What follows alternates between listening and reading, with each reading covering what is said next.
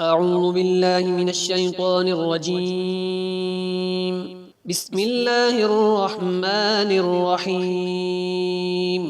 ما كان الله ليذر المؤمنين على ما أنتم عليه حتى يميز الخبيث من الطيب، وما كان الله ليطلعكم على الغيب ولكن الله يجتبي من رسله من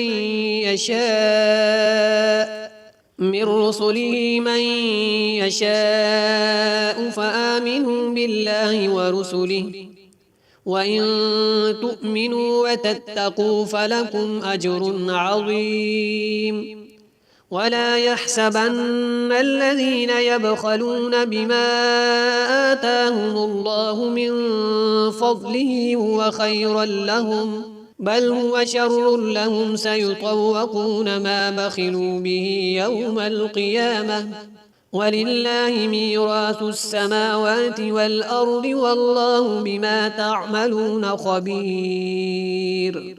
لقد سمع الله قول الذين قالوا إن الله فقير ونحن أغنياء،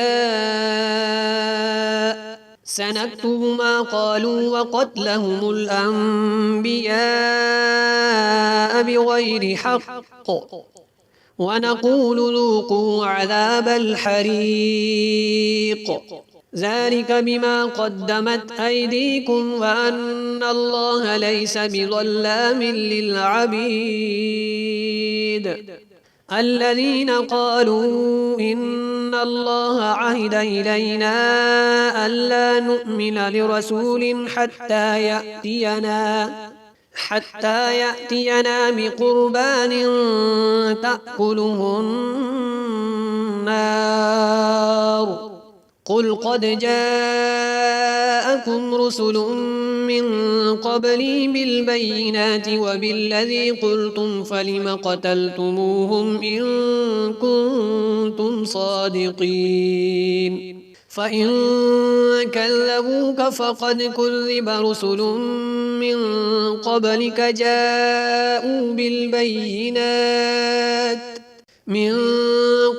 جاءوا بالبينات والزبر والكتاب المنير. كل نفس ذائقة الموت وإنما توفون أجوركم يوم القيامة، فمن زحزح عن النار وأدخل الجنة فقد فاز، وما الحياة الدنيا إلا متاع الغرور. لتبلغن في أموالكم وأنفسكم ولتسمعن من الذين أوتوا الكتاب من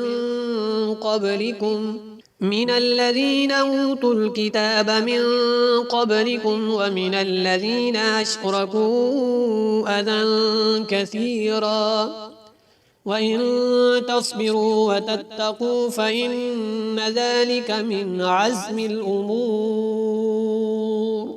وإذ أخذ الله ميثاق الذين أوتوا الكتاب لتبيننه للناس ولا تكتمونه فنبذوه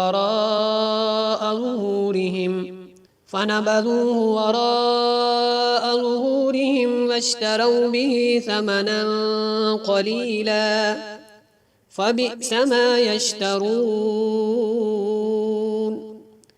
لا تحسبن الذين يفرحون بما أتوا ويحبون أن يحمدوا بما لم يفعلوا فلا تحسبنهم بمفازة من العذاب،